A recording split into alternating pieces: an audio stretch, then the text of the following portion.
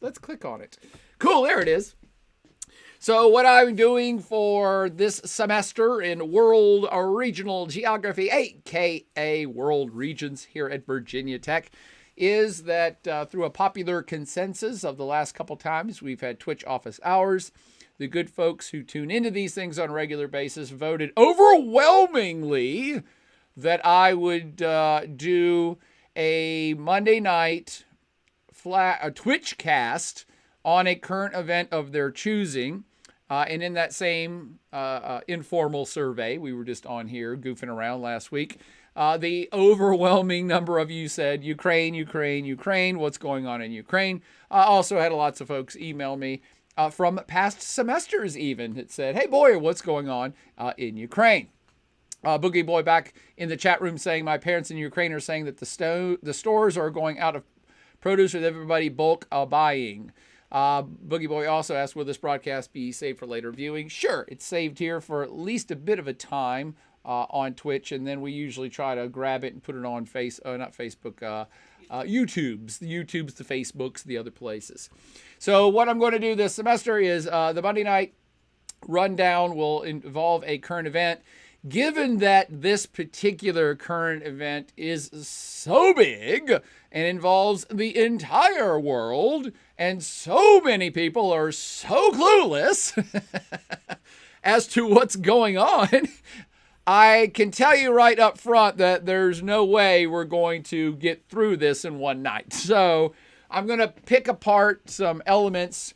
I'm going to give you a rough approximation and a breakdown here in a few minutes of how I intend to approach this topic in order to explain it the best I can. For any of you that don't know me personally, my name is Professor John Boyer, a.k.a. the Platt Avenger, here at Virginia Tech in Blacksburg, Virginia.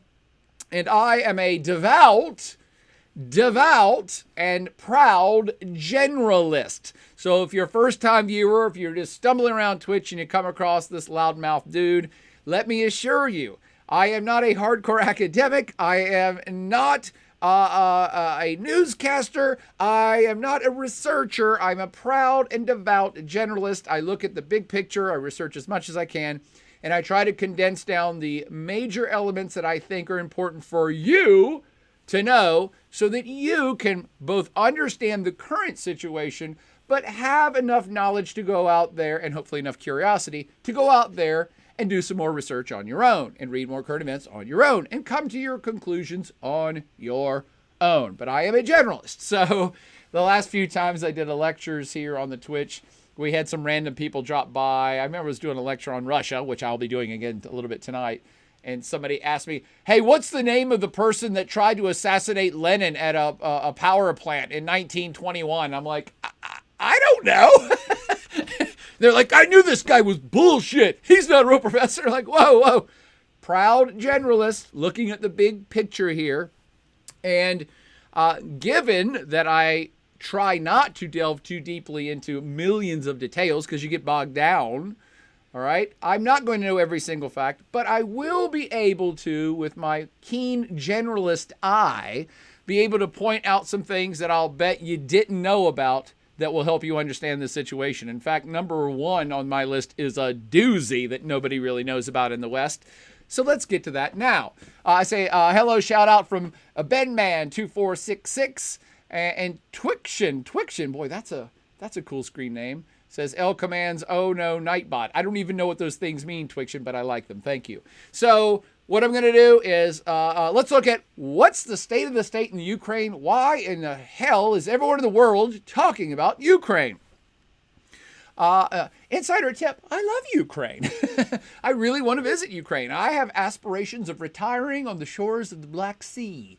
So Ukraine is a great state. It is a bigger state than anyone imagines because when you look at it on a map, it's dwarfed by the giantness that is Russia. But Ukraine would, if it ever got inducted into the European Union, Ukraine would be the biggest state in Europe, if you consider Ukraine part of Europe. It's got a pretty damn big population. I want to say 45 to 50 million people. It's a significant producer of all sorts of mining materials, but also arable farmland. It is the breadbasket of Europe. So Ukraine is a really big Important country in its own right, and it always has been. But why are we all paying attention to it now here in 20 double deuce? The state of the state is, and these are all headlines pulled literally from the last 6 hours. Live updates. U.S. and Russia accuse each other of the UN at the UN of stoking Ukrainian crisis. All day today at the United Nations, the United States and Russia and each of their allies have been hurling rocks at each other about this Ukrainian situation. It's your fault. No, it's your fault. You guys are stoking this. No, you guys are stoking this. No, you're going to invade. No, we're not going to invade, but you're getting ready to invade. No, I'm not going to invade. You're going to invade. That's pretty much, I just did the whole summary of the entire day at the United Nations. And at the end of the day, nothing has been resolved. Everyone is still very unhappy. Other headlines report here, Ukraine requests West send more money and weapons and criticizes Germany for refusing to do so. What? What's Germany got to do with this? Ooh, they're related. A poll from major academics, will Russia invade Ukraine? 65% of academics who study international relations, 65% now say yes. So the majority of academics, and I don't know who did this poll. I think it was through the New York Times. So it's legit. No, it's through Foreign Policy. Through Foreign Policy, another great website / publication. 65% of smart people who study these things say, yes, we think Russia is going to invade. The question is of what capacity and how much and how big and bad is this going to be. Another shout out from W. Hudson25 saying, evening, Professor. Hello, Hudson. And Twiction says hello. Hello to you, Twiction. I hope you've been well as well. And Boogie Boy says, it's a lovely country with amazing culture and lovely people. I agree, Boogie Boy, because I think Boogie Boy is from Ukraine or currently in Ukraine. All right, so that's what's been going on today. Also today, and actually stories, this story's been repeated multiple times in the last days and weeks. Russia denies it plans to invade Ukraine. Russia denies it's looking for a pretext to invade Ukraine. This time last week, Great Britain, the British came out openly and said, we uncovered a plot that Russia is actually trying to create a coup inside Ukraine to install a pro-Russian president in power who would then want to join forces with Russia. Of course, Russia immediately denied this. Where the British got this intelligence, nobody knows. But hell, everybody's spying on everybody, so maybe there was something to it. Okay. Other stories that caught my eye, again, in 24 hours. Moscow warns Ukraine may destroy itself as Russia and U.S. clash at the UN. Russia is saying this whole situation is being brought on by Ukraine itself, and it may implode because of its own fault, which is bizarre because there are troops massing. We'll get to those in a minute. Latest from the Ukraine updates. Kiev urges Russia to pull back troops. The Ukrainian president, as Boogie Boy pointed out, has been saying, hey, let's everybody remain calm. We're not trying to have all our citizens do panic buying, which is already happening in the Ukraine. There have been hundreds, if not thousands, if not tens of thousands of Ukrainians who have signed up / enlisted on the spot to get on the spot training, to get weapons, to help repel a possible Russian invasion. This is all happening in real time. And if this sounds like some sort of bizarre futuristic sci-fi movie, it kind of does. There are people with guns massing by the tens, if not hundreds of thousands in and around Ukraine right this second. From the U.S.'s standpoint, Biden has said earlier today, U.S. President Biden said the United States is standing by to do everything we can for Ukraine if and when this happens, and there will be a price to pay for Russia. U.S. sanctions aimed at Russia could take a wide toll. Sanctions that the U.S. Senate is getting ready to pass, calling the mother of all sanctions against Russia. Some of the sanctions that the U.S. is proposing are so significant that economists worldwide are worried it will cause a immediate recession and a possible depression, and will indeed affect other countries, not just Russia. It will affect all of Europe and perhaps even the United States. So these are global things we're looking at here. Other headlines: U.S. and Germany step up pipeline warnings to Russia, saying a major pipeline called the Nord Stream 2 might get canceled and cut off if Russia invades Ukraine. This is a major gas pipeline that's actually ready to go, but they haven't actually started pumping the gas yet. This is a major pipeline running from Russia to straight to Germany. Other headlines: UK to ramp up Russian sanctions over aggression. British toughened stance on Russia as Russia presses NATO for assurances. Oh, wait a minute. We got NATO in here now.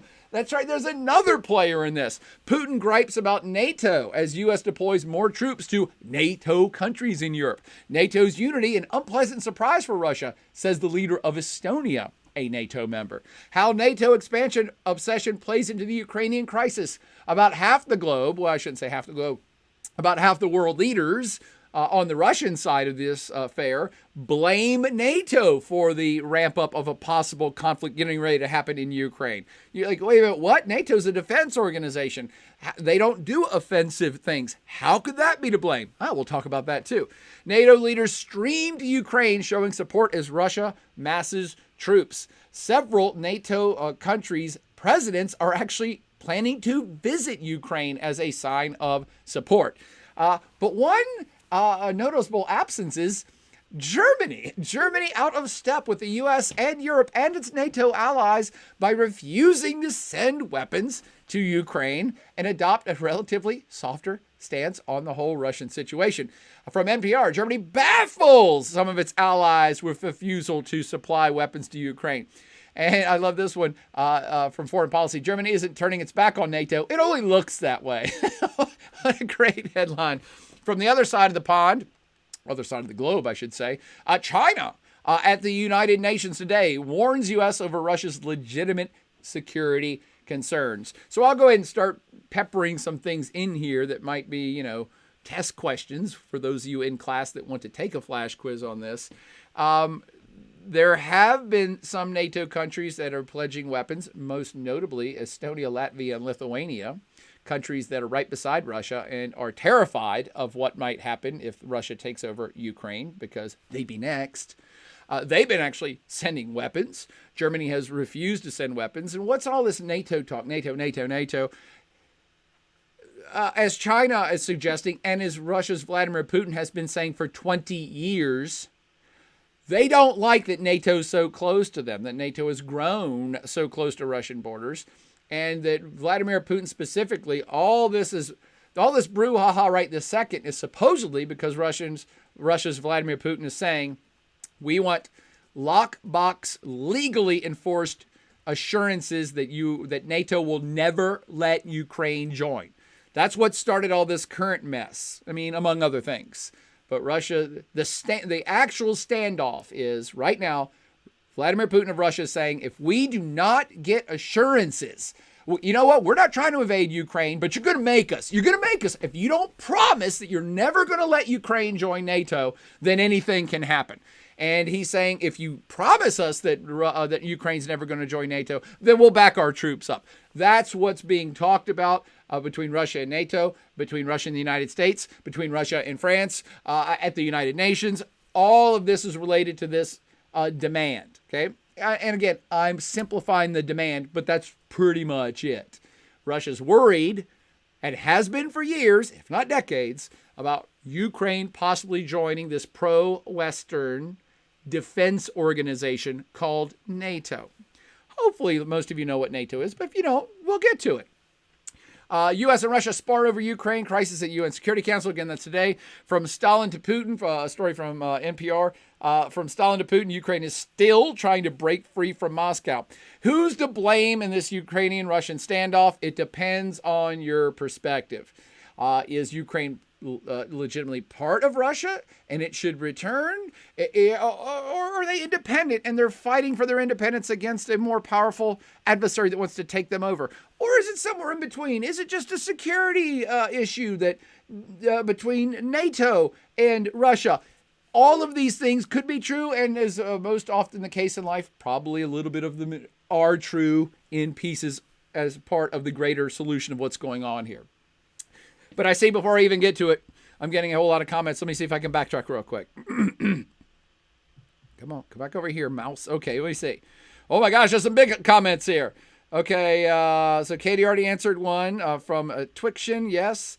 Vikram says, looks like United Nations Security Council will deny Russian aggression because China just collaborated with Russia on their space endeavor. Yes, Vikram, already, because Russia, of course, has a veto in the UN Permanent Security Council, there will be no UN declaration of anything about the Ukraine situation. It cannot pass. Much like Gandalf said to the beast on the bridge, "You shall not pass." Well, what was that creature, by the way? We just watched that the other day. So in the UN, nothing will pass. No resolution will pass because Russia can veto anything the United Nations tries to pass. And China, for its part, has already said, we're backing Russia's play here and we'll veto something if you try to pass it too. So there's not anything going to happen at the United Nations that will resolve this issue or even condemn Russia. There won't even be a statement condemning the buildup of troops on the Ukrainian border. Vicky Lars in the Hizzle says, if possible, please explain the Irish fisherman incident because I only kind of understand what happened with that. I will get to the Irish fisherman incident next time we get together because we've got a lot of ground to cover and it will fit in better with Russia's military moves abroad, if that's okay with you, Vicky. But I promise I'll get to it next week. Boogie Boy, when I shout out to Boogie Boy, vital to remember that Ukraine, with its history of oppression, not only from Russia, but past nations, has been very patriotic. I got you. We're gonna talk all about that, Boogie Boy. Hopefully, I'm not going to offend you because I'm going to talk about some common cultural issues in terms of what Putin's Russia is thinking about here with all this Ukraine situation. Additionally, it's just upsetting to see that Germany is so interlocked to Russia. Statement they don't own anything to the Ukrainians are silly. What about 3 to 5 million Ukrainians that died during German occupation? Well said, Boogie Boy. And also, how about the 8 to 10 million Ukrainians that died during Stalin's oppression? Hate to point that out because I'm trying to be a balanced observer here, but there are some reasons, some very, very real and very good reasons that Ukraine might be slightly worried about what's coming to pass in terms of Russian occupation. Let's see. And Boogie Boy, I didn't even get to his comment. He already made it before I read it out loud. Holodomor. We'll get to Holodomor next time too, because that is quite important. Barbecue Time says Germany is denuclearizing their energy and they need Russian gas. Yes, before I actually get to the lecture part of this, we can start to tie up some of these loose ends. I didn't mean to throw out too much and confuse people who don't know the background here. But I already referenced the Nord Stream 2 pipeline that goes directly from Russia to Germany. It's going to supply a hell ton of natural gas. As Germany is getting rid of its own nuclear power and it doesn't want to burn any coal that it might have, which it doesn't have much. They're out of options. They have to use some sort of natural resource to produce a lot of energy, and they're getting most of that from Russia. This is why the German-Russia relationship is so complicated. Germany is, of course, a part of Team West, a member of NATO, a pro-Western, pro-democracy country, but they're kind of hedging their bets right now because they like to keep their options open with their future ties to Russia. I'm going to do a little bit of a wrap up about this, particularly when we talk about the repercussions of the Ukrainian situation. No matter what happens, there are now repercussions that are going to happen no matter if Russia invades or not. And one of them is 100% Germany's role in Europe, and Germany's role within Team West is 100% changing, and this situation is just highlighting that. Germany is going a slightly different path. It's still a part of Team West, but it's certainly going a slightly different path than anybody would have dreamt 10 years ago, and there's good reasons for it. And we'll talk about those reasons as we continue to try to get through some of this lecture. Okay. Let's see. Roar Glee Snaps says the significance of the U.S. finally sending Javelin anti-tank missiles launchers to Ukraine is huge. Absolutely. Balrog. Thank you, W. Hudson. I couldn't remember Balrog. Much like any UN resolution condemning Russia, you shall not pass. Balrog. Was that too loud for the microphone? Okay. But now let's get to it. So, here is, I sit and think about these things. I read a lot. I've been teaching about these issues for 25 years.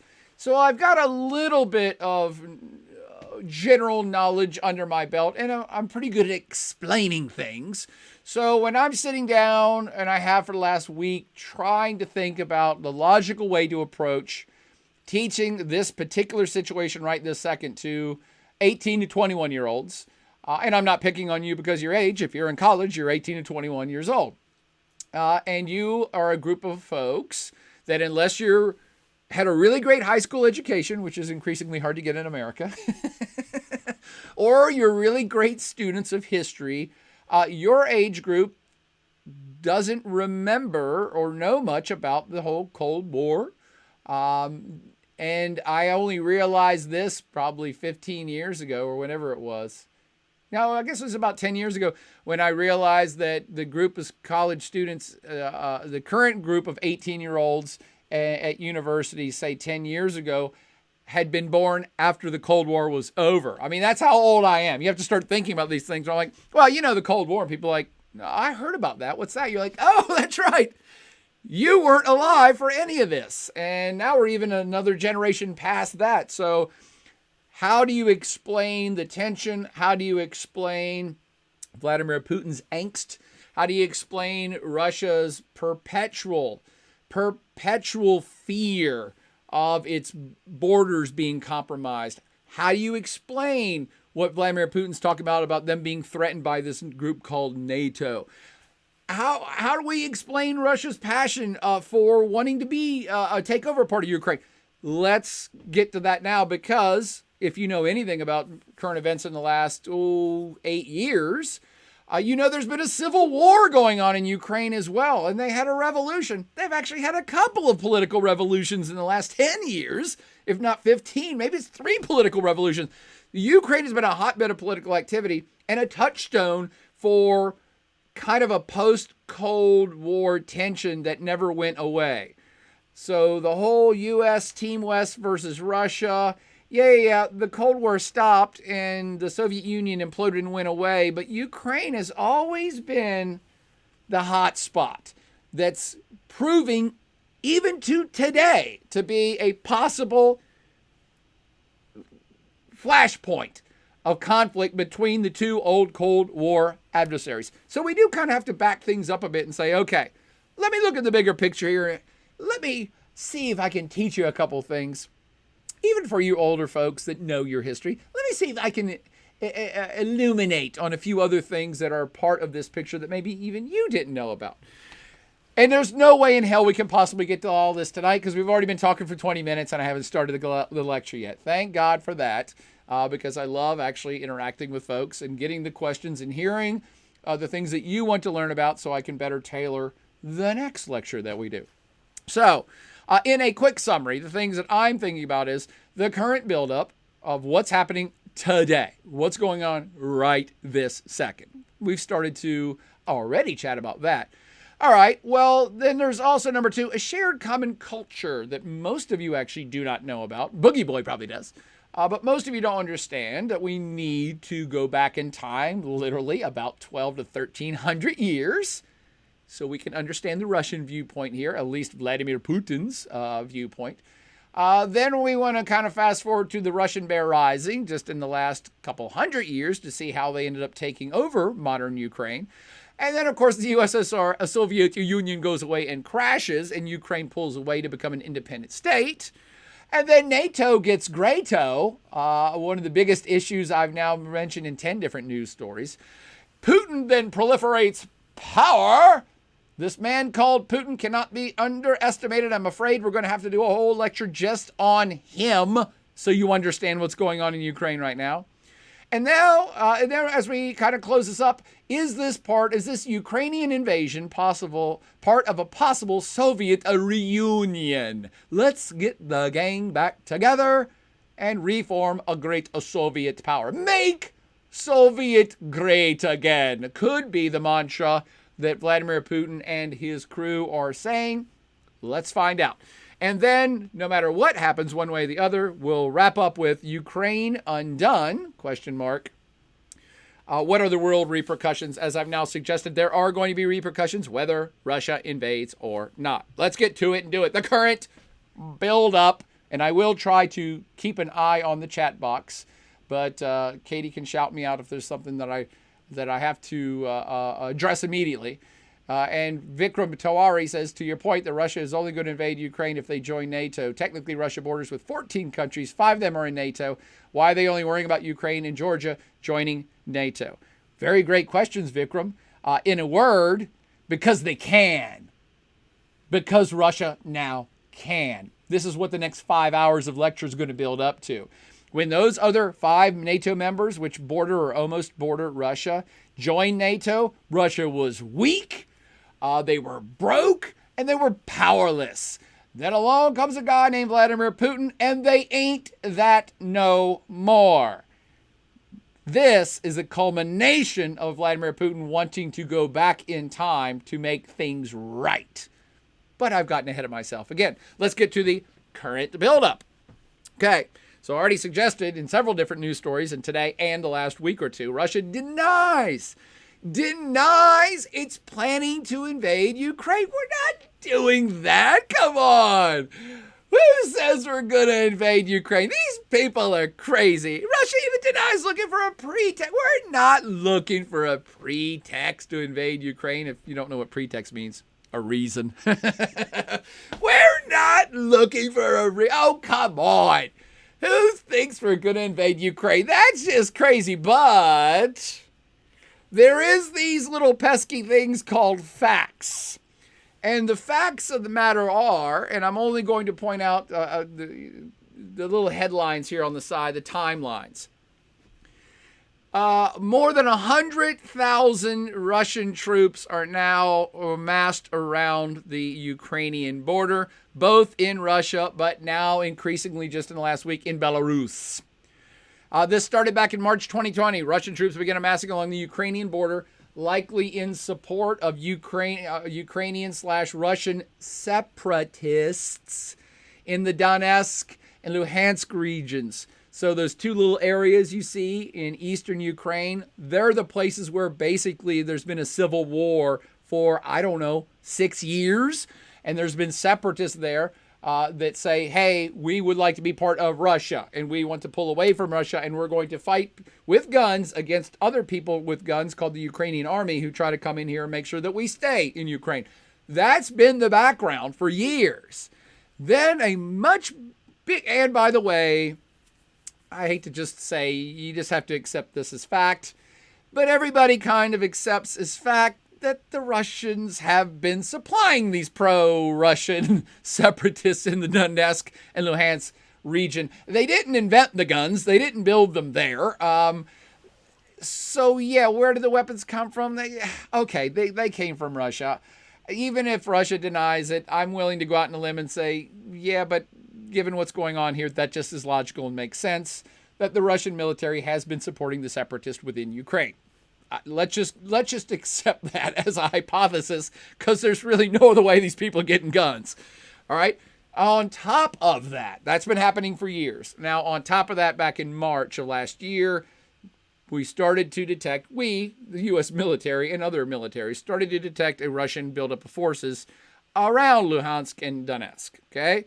In December 2020, an estimated 100,000 troops concentrated along that Ukrainian border on the Far East. And now in Jan 2022, the year of the double deuce, Russia and NATO and OSCE holding talks. NATO is now putting its troops on standby. Even though Ukraine is not a NATO member, it has been courted as a NATO member. Many people in the western side of Ukraine wanted to become a NATO member. Many of those same people wanted to become an EU member. So the long and short of it is that Ukraine, since its independence, has had a pro-Western West and a pro-Russian East. You'll often hear on the news, too, by the way, that there's Russian speakers in eastern Ukraine that want to be part of Russia, that categorize themselves as ethnically Russian. Yes, that may be true. They may be ethnically Russian and want to be part of Russia. But almost everybody in Ukraine speaks Russian. Boogie Boy can back me up or tell me if that's not true. But Ukrainian, Belarusian, and Russian languages are linguistically related. And given where Ukraine is on planet Earth, and given that there are ethnically Russian people located in it, as well as ethnically Ukrainian people in it, it is not surprising, nor should it be shocking to anyone, that almost everyone in Ukraine speaks both Ukrainian and Russian. And the further east you go, you may, especially in these wannabe breakaway regions, more people may be speaking Russian on a regular basis. Just like almost everybody in the western part of Ukraine speaks Ukrainian as a regular basis. But language is pretty fluid here. Don't just listen to, they speak Russian there, therefore it's Russian. No. But there are self-identified ethnically Russian people within Ukraine. How do they get there is the story that will unfold in the next 10 to 20 hours of me doing this lecture, okay? So these are things we know to be true in terms of troop buildup, and this is one from the New York Times just earlier today that's putting the number now at 130,000 troops in and around the Ukrainian border, but again, the Belarusian Ukrainian border. So you've got mass buildup. By the way, I'm getting ahead of the story. Russia absorbed and took over the Crimean Peninsula, which is the major Russian naval port. So Crimea is basically one big naval military base of Russian soldiers. And therefore you're looking at this, there's Russian troops really everywhere. And Russia 100% controls the naval aspects of everything on the Ukrainian coast and could in a heartbeat if they needed to. So you're really looking at a Ukraine that is surrounded, quite literally surrounded with Russian troops. And again, we're pointing out the two areas with perhaps even more Russian troops and influence are the Crimean Peninsula, which actually not officially, but technically and literally belongs to Russia and is a naval base, a big one, that has tons of Russian troops, and the separatist controls areas that I keep pointing out over there in the east that probably you have even technically real Russian soldiers that have permeated the border and are probably in there now. So that's what's going on. This is not really up for debate. Even if I was speaking with Vladimir Putin himself and he said, this is not the true, we're not doing this, I don't even think he's denying it. Everybody knows this is in play. So this is not propaganda on anybody's part. This is happening. There is about 130,000 troops surrounding Ukraine on virtually all sides. Okay? However, Poland, Romania, and these other countries on the other side are NATO members. So what's been also now going on is this has gotten much more serious in December and now January of the double deuce, is that the NATO response is to move weapons and possibly troops into the area, not into Ukraine proper as far as I know. Not as far as I know. But moving troops in this direction, if that makes sense. Alan Cohen says, has Ukraine tried to join NATO or the EU? Yes and yes. And it has been a sticking point for some time, namely 20 years, that they have been trying to get into both. And indeed, I remember as late as 2006, 2007, 2008, before George Bush, before W left office, I remember Vice President Dick Cheney, I'm pretty sure, taking a personal tour to Kiev in an effort to hasten the process of Ukraine joining NATO. The Bush administration, specifically under then Vice President Dick Cheney, these all feel like great test questions. And again, this might be things you guys don't know. But many of the countries of Eastern Europe had already joined NATO at this point. This is 2004. Estonia, Latvia, Lithuania, Poland. And this had been aggravating and infuriating Russia, but they were in a position too weak to do anything about it. And in the last days of the Bush administration, again, 2007, 2008, they were pushing very hard to get Ukraine and Georgia to get into NATO. They were looking forward, and they were looking forward to a day just like today. By the way, I'm not defending them. I'm not saying I'm supporting their position. I'm telling you what was going on. So even by as far back as 2008, Ukraine was wanting to join NATO, and the United States, some members of the United States were really pushing to have Ukraine join NATO. Why, by the way?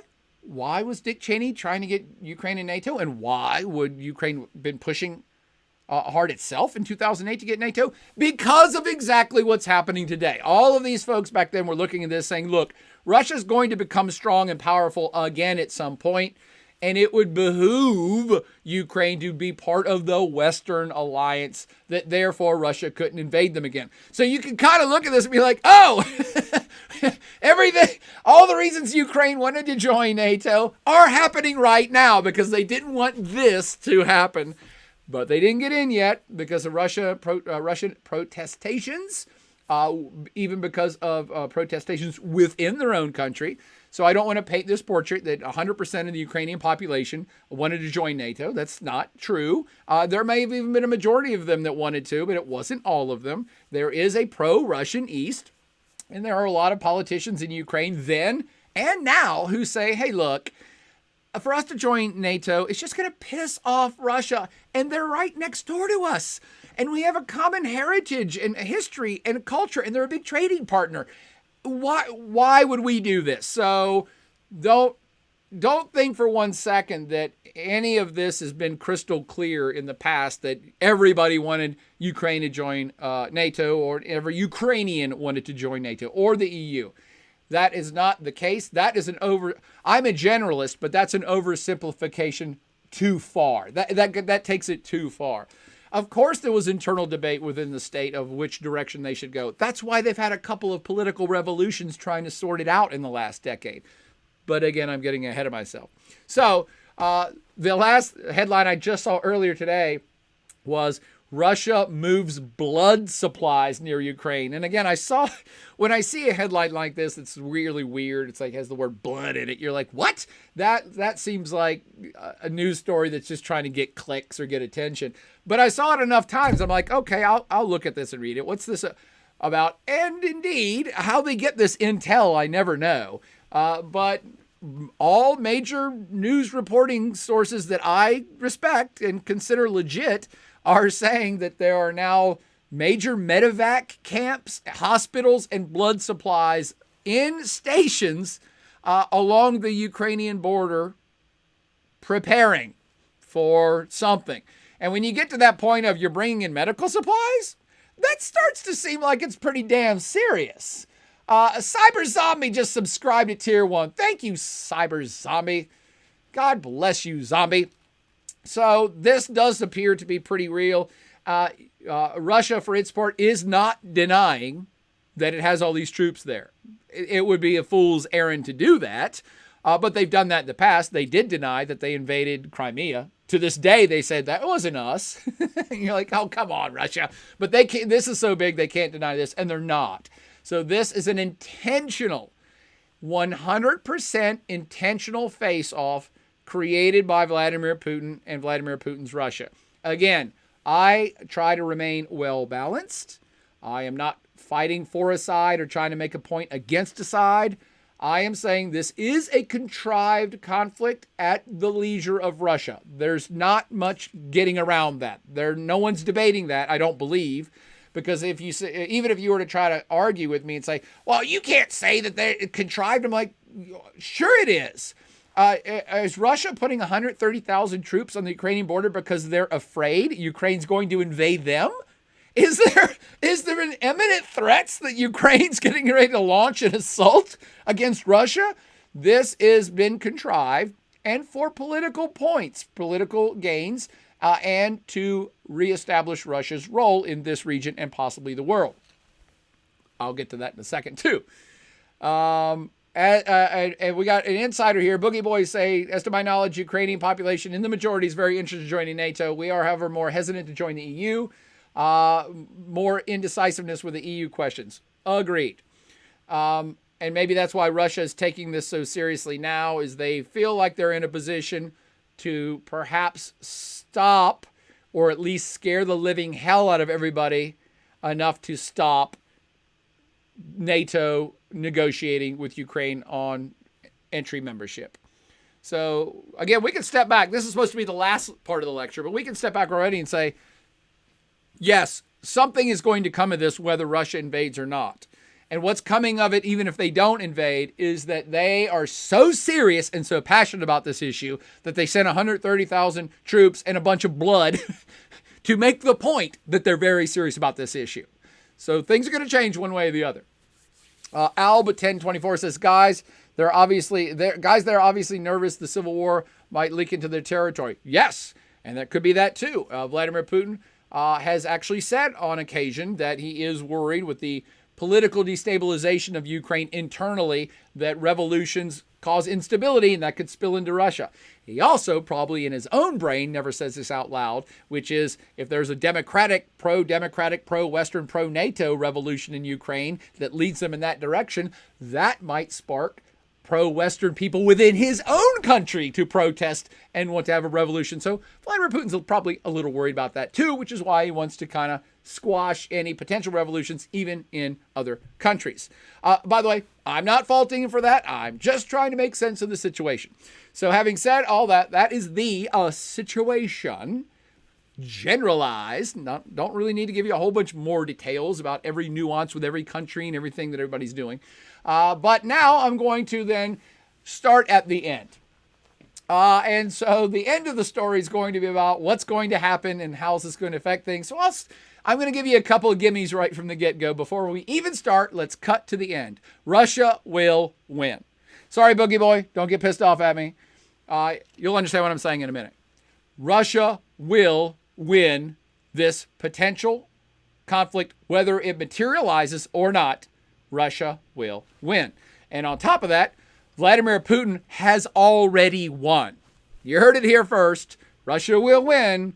Vladimir Putin has already won. How can I make such bold statements? Because I'm just looking at the facts, folks. That's what I do. Okay? When you're talking about a possible military conflict, if this were to get real, if it were to get hot, then you can just start looking at cold, hard facts and numbers, and there's not a lot to debate about.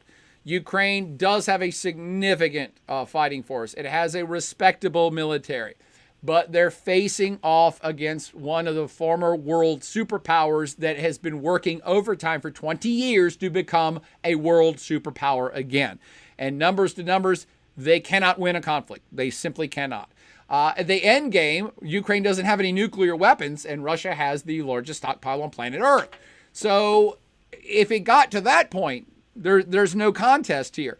But it won't get to that point. There's no need because Ukraine does not have nuclear weapons. That would be a game changer, by the way, for Russia if they did, because Ukraine could threaten to launch a nuclear weapon in Moscow, which they're not that far from. So looking at the cold hard numbers, because it's not going to be a nuclear or atomic war, it will be a ground war if indeed it happens. And Ukraine's troops at about 200,000 to Russia's almost 1 million. So you're already outmanned 4 or 5 to 1. That is very problematic. But then you start looking at other things. With reserve personnel, 1 million to 2 million. Artillery, 2,000 to 7,500.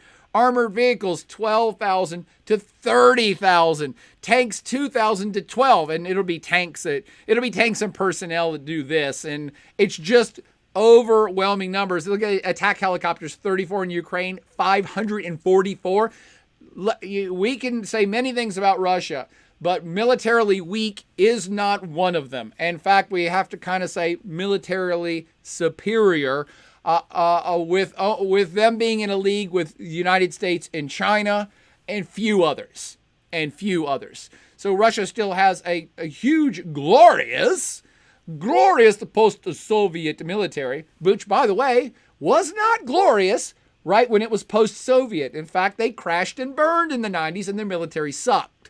Once Vladimir Putin took over, and especially in the last 10 years, my friends, in the last 10 years, Russia has spent overtime and over billions of dollars bringing their military back up to 100% kick-ass. So this is not a game that Ukraine can win if it gets hot. Okay, I see a lot of comments, so I should stop. Did I miss too many, Katie? Let me see over here. Come on, pan up. Oh, it always does it to me. Let's see. Obviously, trust me. Oh, thanks, Boogie Boy. Don't want to offend you. Let's see. Nick and Reva says Russian artillery. Is it? I think that's what I was saying. Boogie Boy says, so silly Ukraine gave away their nuclear potential to Russia because they were towards global peace. Actually, Boogie Boy, they were technically Soviet warheads, and so that was a big deal at the end of the Cold War, that the United States actually helped Russia get those warheads and nuclear weapons out of Ukraine and back into Russia proper.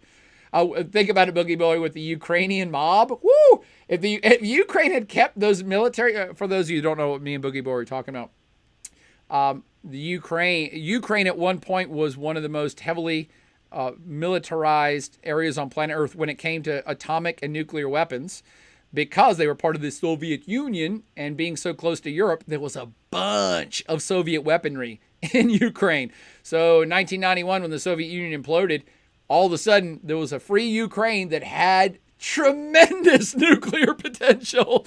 And given that the Ukrainian mafia is one of the badassest in the world and they mostly move weapons, it's probably a good thing that those weapons got the hell out of there before the Ukrainian mafia got a hold of them.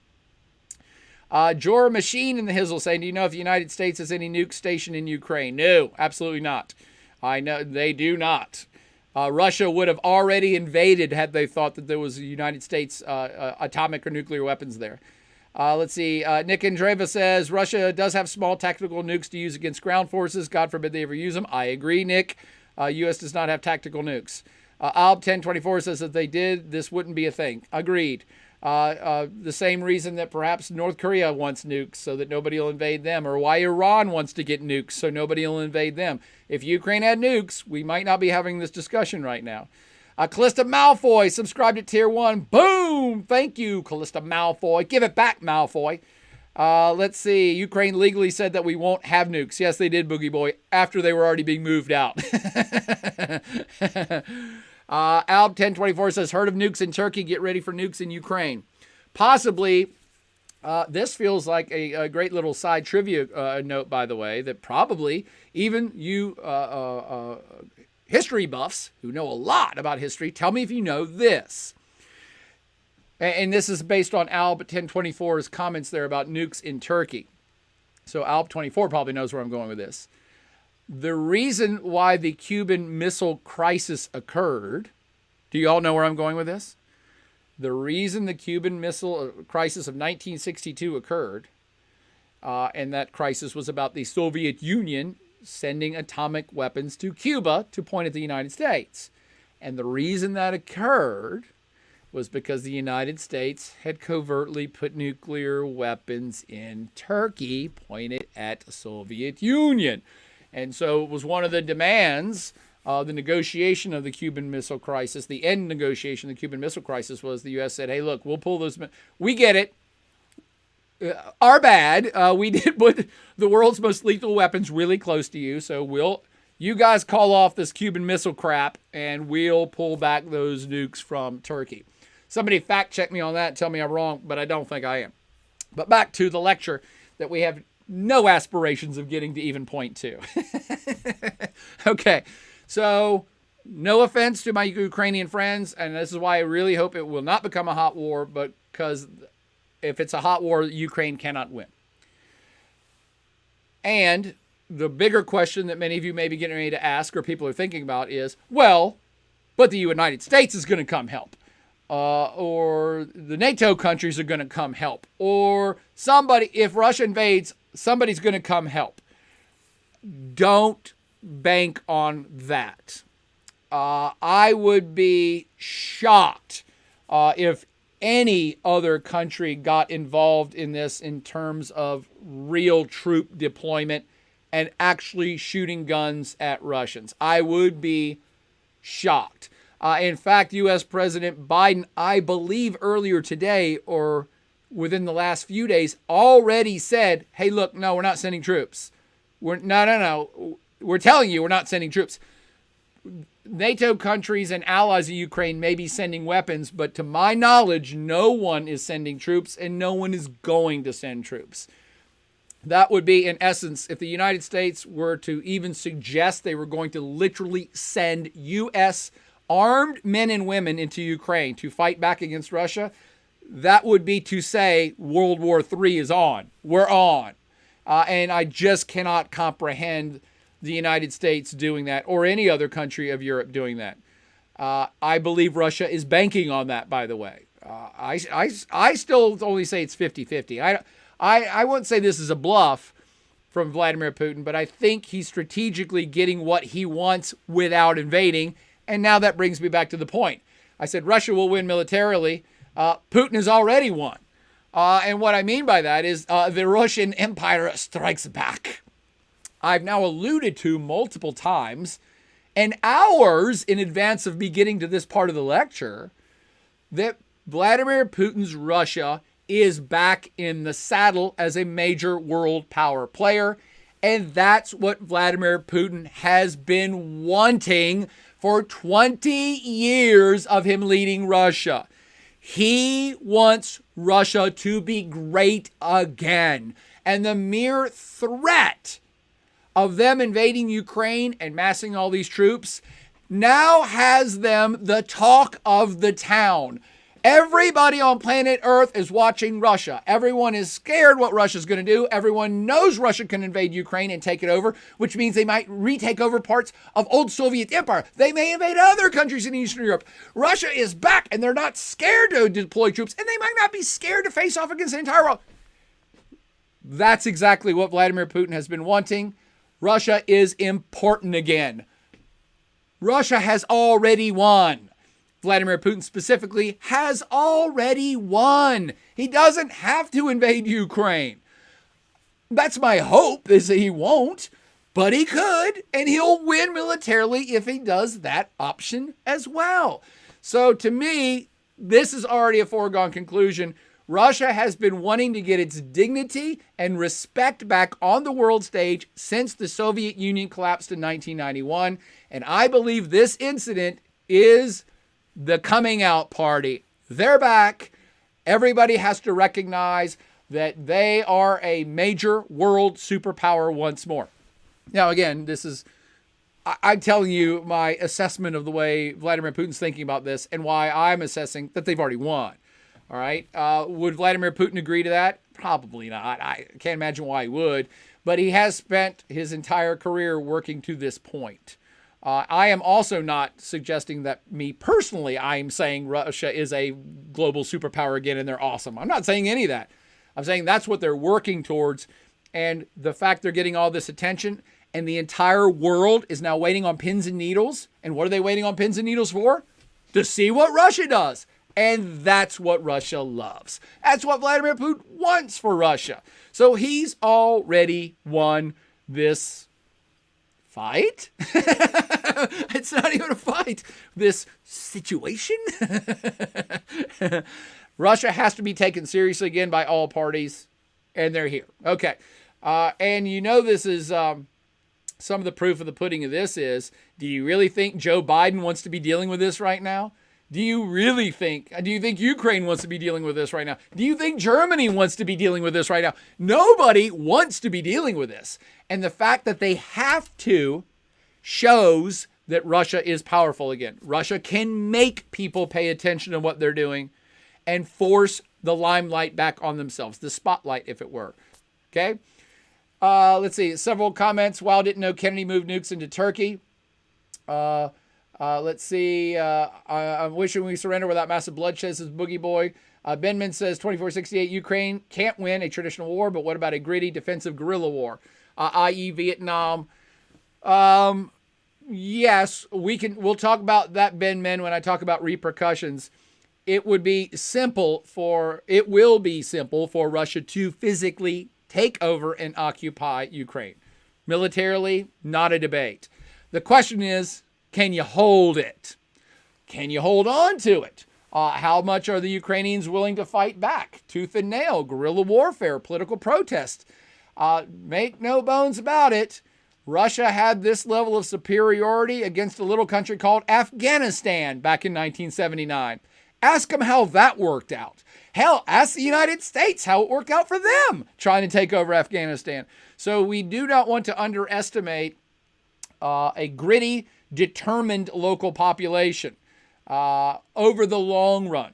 The real trick of taking over territories is not the taking, it's the maintaining. And so Russia can take this place. Can they maintain it is an entirely different conversation. One that I'm glad you asked. Let's see, I can't pronounce that one, XYXYLL. How economically damaging might sanctions against Russia be if Russia invades? This will also be one for a future talk, hopefully by next Monday, XYXY. I do want to give you a little heads up, though. The sanctions that the United States is threatening, and I think they have many of the European countries on board for, is truly a hand grenade of a sanction threat that may blow up in everybody's face. And that one is to deny Russia in its entirety access to the world financial system. Now, why would that hurt the rest of the world, you may ask? Well, because Russia supplies a hell ton of oil to the rest of the world. So it is a last-ditch effort. It really would be almost a Trojan horse because it could just blow up in everybody's face. But that's the level of sanction threat that the United States is talking. And also, as I pointed out on the slide talking about the Germans, the Germans really want that natural gas to be flowing through the Nord Stream 2, but they might be convinced to shut the valve off on that and deny Russia billions, if not trillions of dollars in revenue over infinity. So these are really big sanctions, the likes of which no one in the world has ever done. I mean, we have an economic embargo against North Korea, but that's a small state and a weird one at that. This is a major world power that might get shut out of major economic activity that may have ripple repercussions back on everybody else. So it is a very big deal. And Hollinsworth says, I think that the geography of Ukraine will make it a bit easier to invade than Afghanistan. That is true. Do always consider history, geography, and culture when trying to assess militarily and strategically what's going to happen in the future. So it would be easier for Russia to hang on and squash Ukraine indefinitely.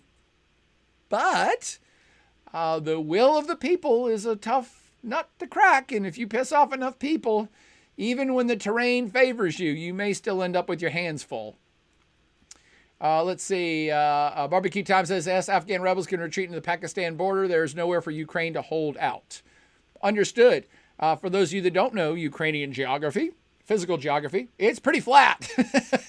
So that's why, in fact, it's totally flat. So that's why this would become a urban guerrilla campaign if it got to that. So don't count out urban spaces, by the way, my military friends. Yes, it's way easier to defend rocky, mountainous territory. It's easier to hide in.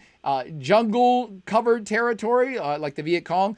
There are physical geography situations which favor, the small rebel group. Ukraine doesn't have any of those favorable physical characteristics, but don't rule out urban warfare. Cities become your cover. So, and Ukraine is a urbanized place with big cities. It's an industrial place with big industries. So there is that. Again, we're going off now on tangents of maybe, could be, possibly what might happen. But it's always tougher to maintain a group of people that may or may not want you to be their leader than it is to roll in tanks and take them over in one day. Okay, so let's get back to it. So that's the current buildup. Here's what's going on. Now let's get back to a little bit of a history lesson. And I'm going to show you a ton of slides, and it's already been an hour, so we'll probably only make it through number 2, if that's okay with you all. Because I'm going to show you a hell ton of slides that I have as part of a greater lecture on Russia, which is like a 12-hour lecture on Russia. I've called some things out, and I'm going to run through them so that you understand the mentality of one Vladimir Putin. because it is critically important that you do if you want to understand what's going on in Ukraine right now. And it's something that I think most U.S. and European leaders just don't know. I don't know if they just don't know it or if they're willfully ignorant, but you need to know about this common culture. And I need you to start with this in your brain, write it down in your brain holes. Vladimir Putin, President of Russia, Vladimir Putin, truly believes in his heart of hearts, even though it's icy and iron hard. He believes in his heart of hearts that Ukraine and Ukrainians are part of the family. They're part of one historic ethnic group that perhaps never should have been separated from each other. His words, not mine. Pay attention here, Boogie Boy. His words, not mine. This is an actual article by Vladimir Putin. Quote, on the historical unity of Russians and Ukrainians. If you're interested in it, I'll send you the link. I mean, you can just go Google that title. It's an actual title by a paper that Vladimir Putin wrote on July 12th of last year, 6 months ago. He wrote it. Now, it's got way too many historical facts for him to have written it, but he had some help for sure. But this is the opening paragraph. This is the opening paragraph. When I was asked about Russian-Ukrainian relations, I said that Russians and Ukrainians were one people, a single whole. These words were not driven by some short-term considerations, nor prompted by the current political context. It is what I have said on numerous occasions and what I firmly believe in. I therefore feel it necessary to explain my position in detail and share my assessments of today's situations. Not my words, Vladimir Putin's words, the president of Russia. Okay? And this is like, I skipped a couple paragraphs down, and I'm not going to read all this. Russians, Ukrainians, and Belarusians are all descendants of ancient Rus, the ancient Rus, which was the largest state in Europe. That one's a bit questionable, I think, but I'm willing to go with it if Vladimir Putin's historians say that. The largest state in Europe. Slavic and other tribes across vast territory, from Novgorod down to Kiev, I'm going to abbreviate, were bound together by one language, which we now refer to as Old Russian, bound together by economic ties, the rule of princes of the Rurik dynasty, and after the baptism of the Rus, bound together by Orthodox faith. Now, there is some truth in these things he's referencing. And so now I'm going to give you 10 trillion facts as part of a subset of a whole lecture on Russia that I did and would love to do again if anybody's interested in me doing it. And before I get to that, I see a big comment here. Let's see. Is entire... M. Lee says, I don't know about this content, though. I don't know if you're talking about me or Vladimir Putin's content. Let's see. M. Lee says, yeah, his entire course is on YouTube. Thanks for that shout out there, M. Lee, and pointing people in the right direction. Alb 1024 says, the Romans used to slaughter everybody in the village but one and send him to the next village as a warning. I think you saw that in the 300, Alb 1024. I saw that in the 300, the movie.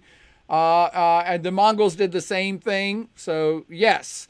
Easier it seems to maintain. However, in a modern society with modern morals, you can't use these tactics. LOL. Thank God, LOL, that they can't. Or that people don't. Adelican says, how many men does it take to deliver a message? I don't know what that means, but that's awesome. Now let me get to the 10 million facts of where Vladimir Putin is getting this stuff, okay? Because some of it is historically proven, okay? And my first slide here says, origins of the Russians / Ukrainians / the Belarusians, Swedes versus Slavs. Again, this is a very much condensed, going to run through this.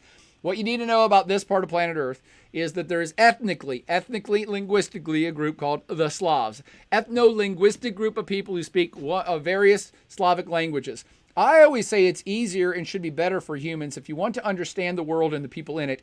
Look at languages. Stop trying to focus on the color of people's skins, which really tells you jack nothing, or about their eye features or their features, or they're tall or they're short. Look at what languages people speak and where they speak them. That's a much better indication of a common culture, likely a common history. language is very much the key into understanding differences between groups of people, sometimes violent differences between groups of people, sometimes nice relations between groups of people. Language to me much better helps you understand the world and history than trying to be like, well, the color of these people's skin is lighter or darker than the color of those people's skin, so they're different. No, they're not. What language are they speaking? That's common culture and common history. So, largest ethno-linguistic group in Europe, and we're talking back in the day, like a couple thousand years ago, 1,400, 1,500 years ago. Slavs were a biggie. They came from the place we now call Russia or Central Asia or thereabouts. Again, we're going back a couple thousand years. It's a little fuzzy. There's not a whole lot of hardcore evidence. From 6th century, they spread westward into Central, Eastern, and Southeastern Europe. In today's world, and I do want you to note this,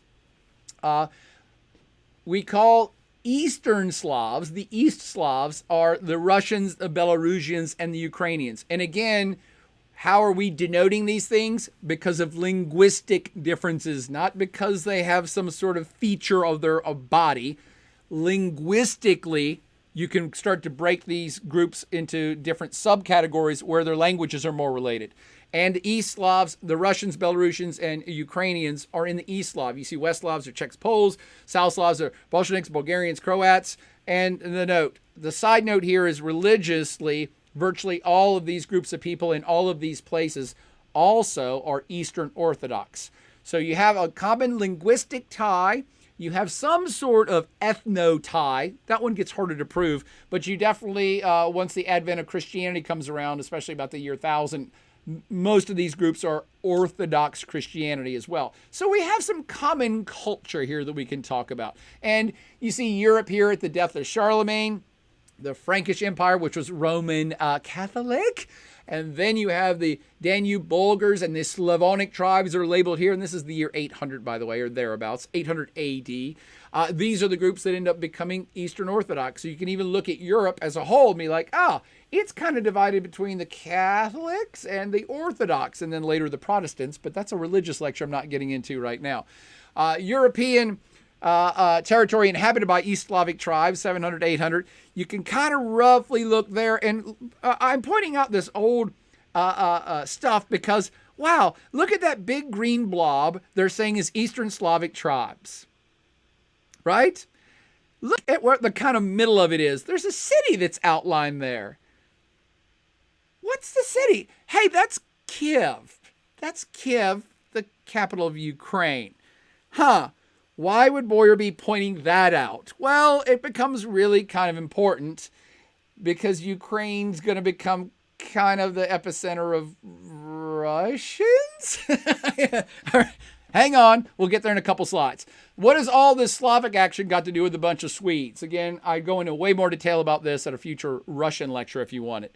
But the Swedish Vikings, a.k.a. the Varangians. I love the Varangians, mostly from the Matrix where they had the Merovingian. Swedish Vikings, a.k.a. Norsemen, a.k.a. Varangians, were groups of folks that came from, surprise, surprise, Scandinavia. And they actually did invade, much the way that you know about the Vikings invading and taking over the French coast, the Danish coast, and mostly invading what would become Great Britain over hundreds of years. And you got all these swashbuckling images of them. They actually went east too. And so the Swedish Vikings, maybe some Norwegians as well, actually permeated deep into what's now Russian territory on Varangian trade routes on the Volga, the Dnieper, and the Dnustra, all the way down to like the Black Sea. So there's a whole network of pillaging, but also trading as trade routes evolve at the same time that the Vikings were doing all their activity over in Western Europe.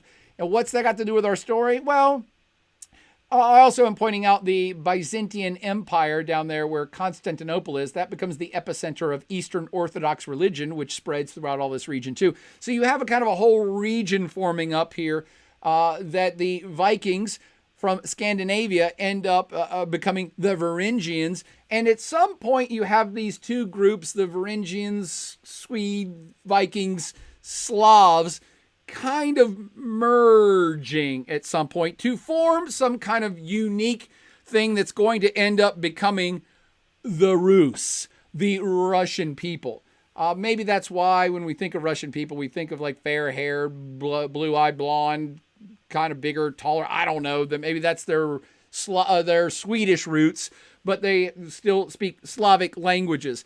So the first entity that we would recognize as Russia / Ukrainian people is something called the Kievan Rus. It's the start of the Russian state. And back in 880 to 1240, it's actually centered in what's now Kiev, Russia. The modern peoples of Belarus, Ukraine, and Russia all claim the Kievan Rus as their cultural inheritance. This is 1,200 years ago, friends. But all these groups of people that end up becoming these three different states in today's world all say, yes, we all share that history. Again, I don't think it's up for much debate. No one's really saying, no, it's our history, not yours. It's a shared history. The Kievan Rus begins with the rule of Prince Oleg of Varangian. See, now we're back to the Swedes. And he moved the capital from Novgorod, which is up further north, to Kiev. Kiev, isn't that in modern day Ukraine? Absolutely it is, which means all of the Russian empire that comes to be, including the one that Vladimir Putin now rules, actually started in Ukraine. And this, my friends, is what's in Vladimir Putin's brain. When he is passionate about what's going on in Ukraine, he's saying this is all, he's not even saying it's ours. He's not saying this belongs to Russia, I don't think. He's saying we all are in the same boat. We're the common clave. We're all in this together. Now, whether Ukrainians buy that or not, or whether even Vladimir Putin buys that or not, I don't know. But that is his mindset and part of the reason why these events are unfolding today. Vladimir the Great, from 980 to 1015, introduced Christianity to the kingdom with his own baptism. He was asked, which major religion should our new Russian kingdom subscribe to? And he said, well, the Muslim one looks pretty good. It was really popular at the time, back in 980. But then they found out that to be Muslim meant you couldn't drink. And Vladimir the Great supposedly said, you can't drink. We'll scratch that one. I guess we'll be Christians. And now we'll get back to Vladimir Putin. Putin may be the Great, but he's not the Great Vlad. Vladimir the First is Vladimir the Great of Russia. Prince of Novgorod, Grand Prince of Kiev, once he moved the capital to what's now Ukraine, and ruled from 980 to 1015 and adopted Christianity. Now, back in the day, this is still a very small little kingdom / empire, whatever you want to call it. The real power in the pre-Rus world were the Mongols. And the Mongols at one point sacked the living hell out of the Kievan Rus. And this is important for you to understand because it starts the state of insecurity, which I believe exists to this day. I'm going to say that again for those in my class or for those who just want to understand Russia's foreign policy or want to understand Russia's possible invasion of Ukraine. Russia lives in a constant state of insecurity about its borders, due partly to physical geography, especially here in Eastern Europe. It's one big flat plain, not an airplane, a plain of flat land.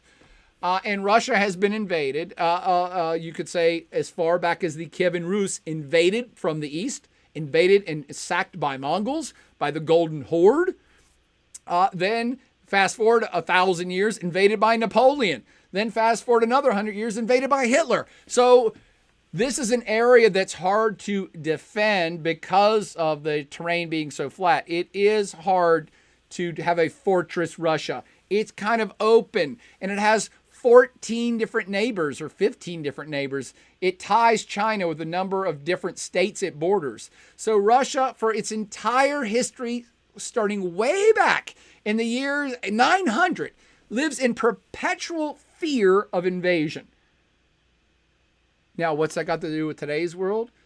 Already start thinking about why Vladimir Putin's Russia is so terrified of NATO expansion. This is not a new phenomena for Russians. They look at the expansion of NATO and the possible induction of Ukraine into NATO as part and parcel of their entire history of being invaded and being insecure about their borders, which is why they always try to project power outward. I just got to stop here. Have you learned anything yet about this topic? I'm in the year 1240 talking about crap. Have you learned anything that's affecting foreign policy in today's exact world? Boy, I hope so, because that's what I'm all about. You have to know these things to understand the Russian mindset and why they're looking at this saying, we don't know why you people are worried. We're the ones that are worried. We're the ones that always get invaded because we've had 1,000 years of experience in being invaded and being harassed from the east and the west.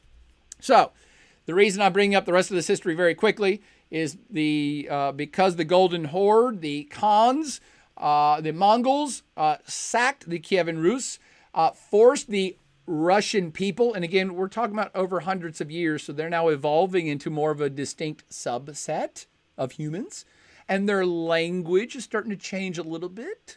That's why there is a distinct Ukrainian language from Russian language, because it becomes groups of people who move away from each other, even though they had a shared common original language.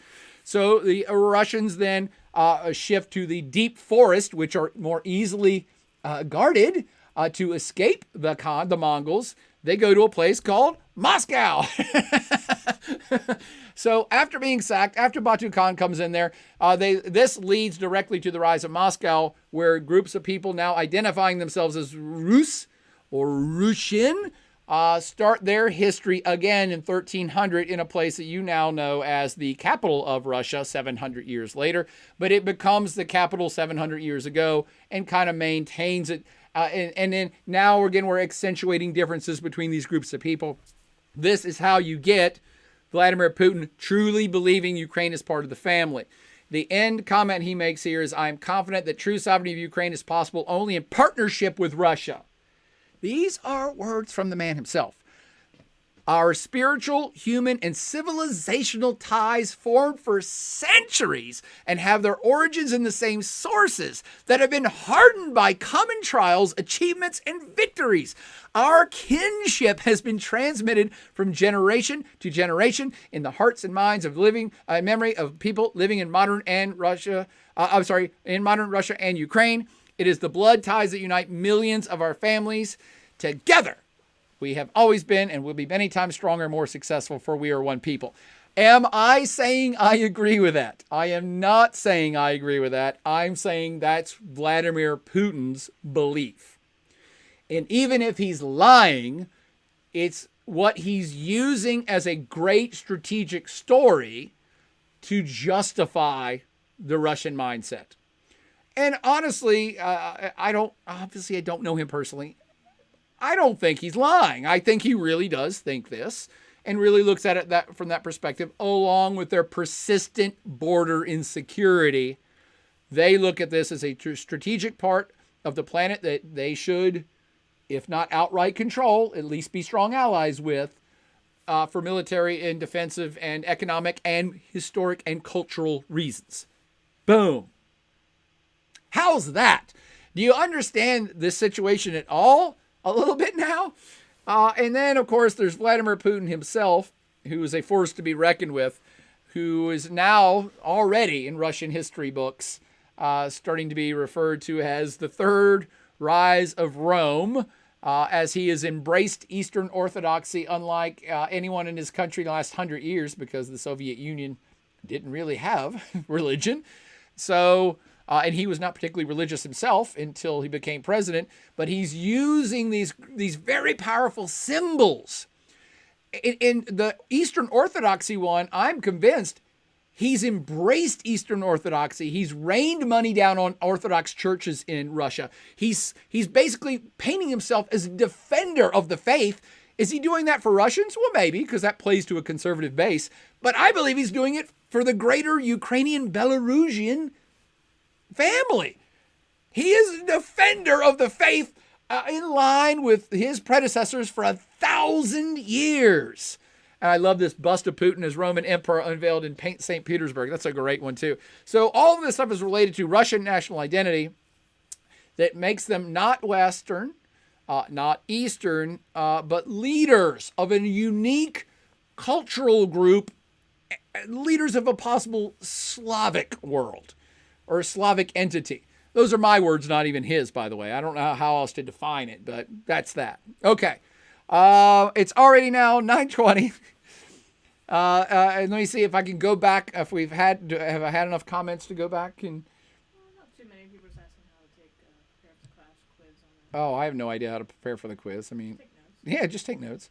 Just take notes, and it'll be posted. You can listen to it again, watch it again. Oh, by the way, for those of you in class, here's how you prepare for it. Make me some questions. So for any of you all who want me to make this into a flash quiz, make me some questions from stuff you've just learned. Write the question, then give me 4 possible answers and put an asterisk after the right one. So all multiple choice. Highlight some things you learned here. I'll actually give you extra points for creating the questions. And then you'll know some of the questions when you go take the quiz. So the faster you can do it and the more questions you make me, they have to be of quality. But the more questions you make me, the more bonus points I'll give you. And then we'll build it into a flash quiz. Okay. Let's see. Alb 1024 says, the vastness of Russia devours us, from Gert von Rundstedt. Thanks, Alb. You always come up with the best quotes. Boogie Boy says, unity was truly loose during the Russian Empire, barbaric treatment of our peoples, years of serving under pans. It became a class issue that turned into national differences. Lost. I got you, Boogie Boy. Yes, Boogie Boy. Again, I've now been basically talking about not ancient history, but close. Just post-ancient world history. So I am not in any way, shape, or form suggesting that that's all of history. And for those of you that don't know Russian history or Ukrainian history, there has been a lot of bad blood between these entities. I was only pointing out the commonalities, the common linguistic, possibly ethnographic, and historic ties between these peoples that Vladimir Putin himself truly is pushing the narrative of. And it's one of the reasons why we, as outsiders, would hear a Ukrainian speaking Ukrainian and a Russian speaking, and we would not be able to tell the difference. We would not visually be able to tell the difference between any of these people. We wouldn't, unless you're a historian, you wouldn't historically know that any difference between these people. That's what Vladimir Putin has been pushing. These 1,000-year-old ties, and the religious angle too, with him as a leader. Make no mistake, we're going to talk about plenty of reasons why Ukrainians do not buy this narrative, okay? Again, I'm not telling you the whole story. I'm giving you the mindset right now of Russian ambitions here and possibly Russian motives. But there's plenty of bad blood and plenty of reasons why many Ukrainians, especially the ones in the West, are thinking, I don't want to be part of that family. We may share linguistic ties, but I don't want to be part of Mother Russia again. We already did that during the Soviet Union, and it wasn't much fun for us. Okay? So we'll get to some of those things at the next lecture as well.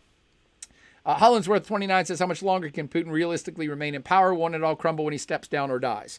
That always is the question, Hollinsworth. When you have a very powerful leader, what happens when that powerful leader leaves?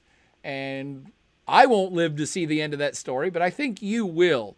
I believe Vladimir Putin will outlast me personally as a human, but he ain't going to outlast you. So you're going to get to see what happens to Russia after the powerful leader leaves. It's great to be the king, as the old saying goes. It's good to be the king. And he is getting everything he wants out of his life. And he actually is very popular in Russia because he's got their mojo back and their self-respect back. And their economy's doing pretty decent compared to what it was when he took over. So he holds all the cards now, and good for him. What happens when he leaves? Because not many people can pull that off.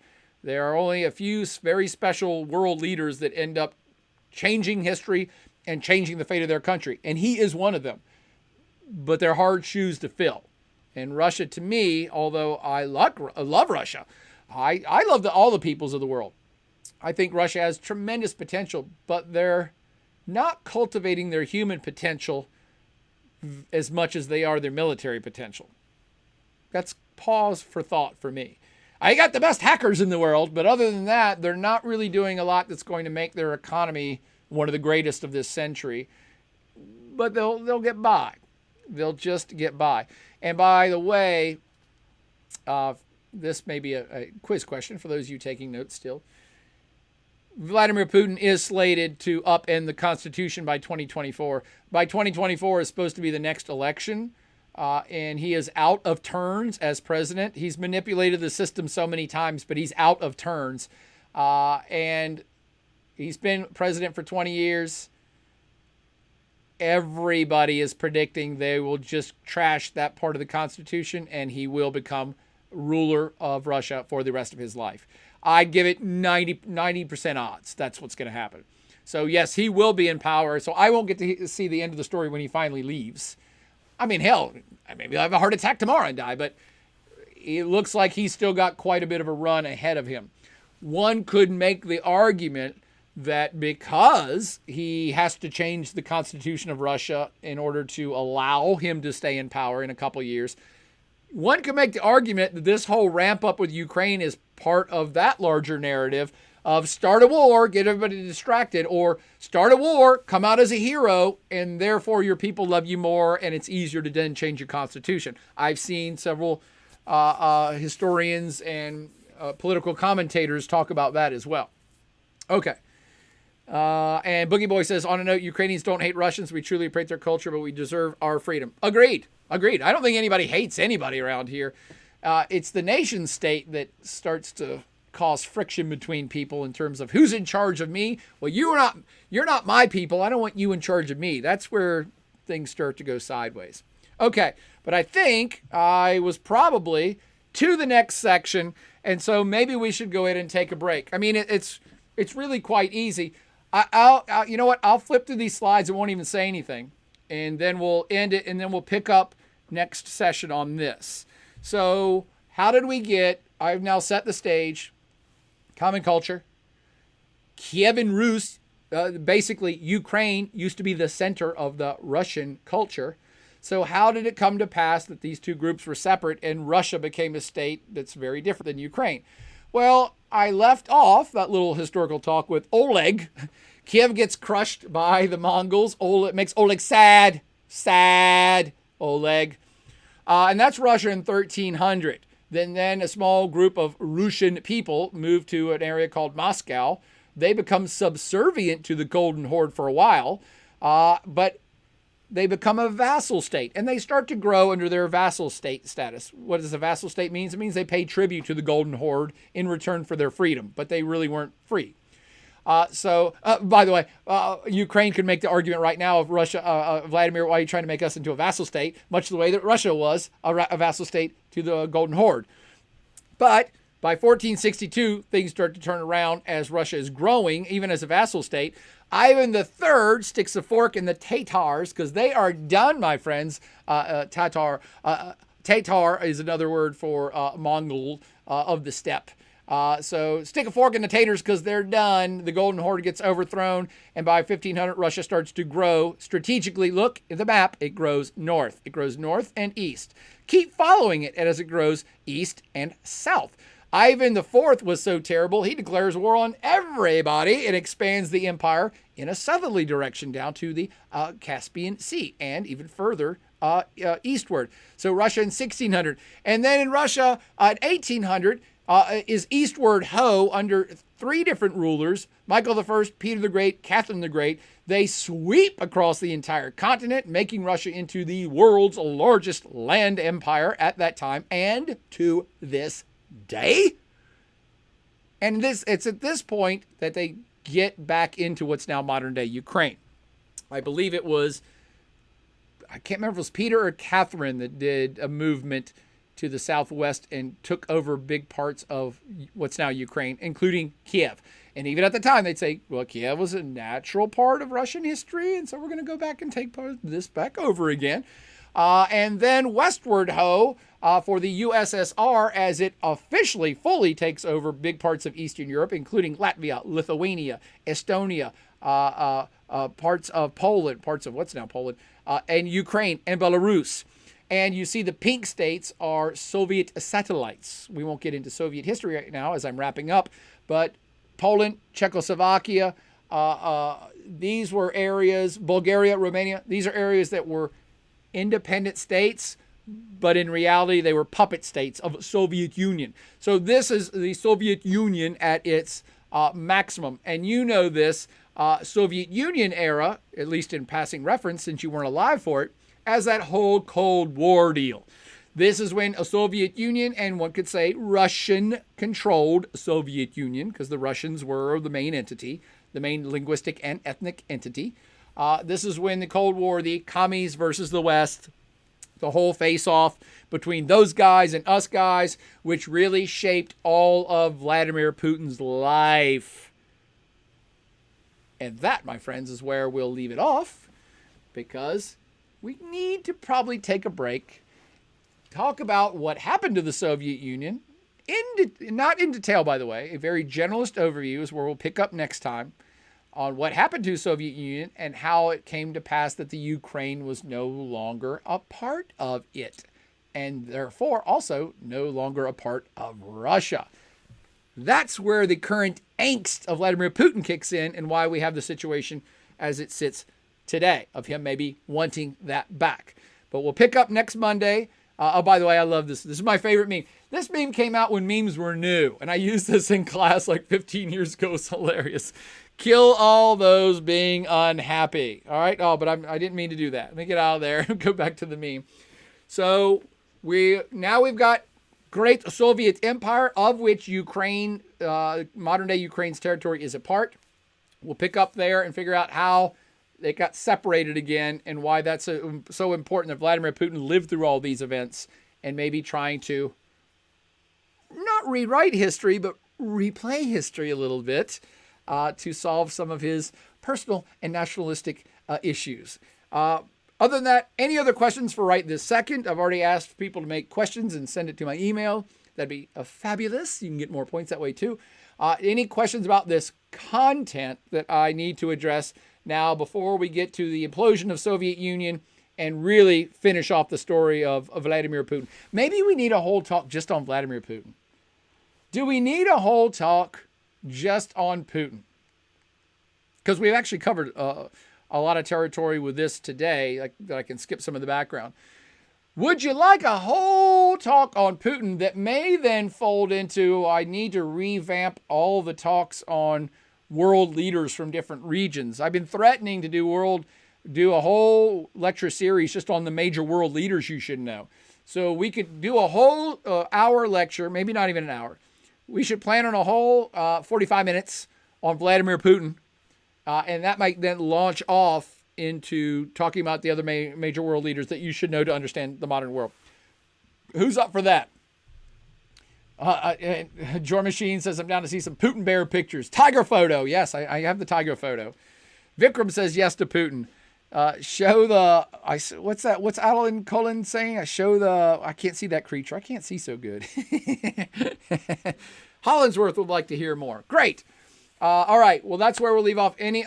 Were there any questions about tonight's content? And just give me a brief shout out, thumbs up, emoji, whatever you call them. Did you learn anything? Did anything I say tonight help you understand even this much more about what's currently happening in Ukraine?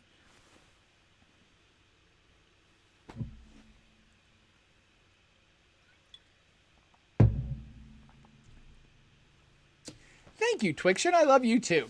Thanks, Alp1024. Okay. Adeline says, yeah, rockin'. Awesome. Well, thank you all to your first time viewers. Thank you all to the dedicated ones that routinely show up to be bored by me here on Twitch. Benman is shouting out. Hudson is shouting out. Thank you all. First time chatter from Cubs Rock 303. Go Hokies. Thanks, Cubs Rock. Thank you all for the regulars who routinely come out and make this fun for me and ask good questions and keep the dialogue going. I'm always open to do more of these things. I keep feeling like maybe this is the time that I start doing a regular Twitch channel thing on current events every Monday night. I'm going to start teaching my wine class on Wine Wednesday nights, I think. So if you want to take another class, I might start doing that as early as this Wednesday as well. But keep on me, subscribe or like or click or do whatever the hell it is people do nowadays to show that support. And it's mostly not for my ego, nor because I particularly am trying to make money in any of this, because I don't give a damn. I like the clicks and the feedbacks and the subscribes because that means you want me to do more of this. And I would like more encouragement. I think the world is inundated with talking head idiots, of which I'm just another, but there's so much out there. I actually get discouraged from trying to build an audience because there's 10 million things out there, trillions of things out there, and most of them are completely asinine. And I'm a long form speaker and I try to delve deeper into issues, and nobody wants to hear about that in today's world. They just want 10 seconds. Give me 10 seconds of a monkey riding a cat. And I want to learn long form geometry in 5 minutes or less. I'm like, I don't know how to do that. I just teach stuff. And it takes time sometimes to get to deeper understanding. So I would like to be encouraged to do more of this, not because of my ego, but because I like doing it. And if it's valuable to people, I would like to be encouraged to do it. So thank you all for your support. Spread the word. Let's start doing more of this stuff if you all want it, and build the audience and make it funner for everyone. Let the learning begin, as I like to say. I used to start every lecture with that. Are you ready? Then let's let the learning begin. I'll try to remember to start that next Monday. All right. Well, thank you all. Oh, let's say Adeline is from 2012. Hollinsworth, not a student. Was a student back in 2020. Le Frogge, 222 says, this is so cool. I'm an alumni. Happy to join future sessions. Well, thank you. And thank you, P3T Frog, Pet Frog. And we'll see you all. And the Spartans. I remember the Spartans too, Adeline. That was an awesome semester. I should have quit that semester. It was too awesome. I hit my peak. I should have stopped then. But thank you all for tuning in. And we'll do it again. Same plaid time, same plaid Twitch channel next Monday night at 8. We'll finish off the story, or maybe just go straight to Vladimir Putin, whatever you guys want. Okay. Party on for now. Have a great night, and we'll see you later on the Twitch cycle here. So I click end stream. It is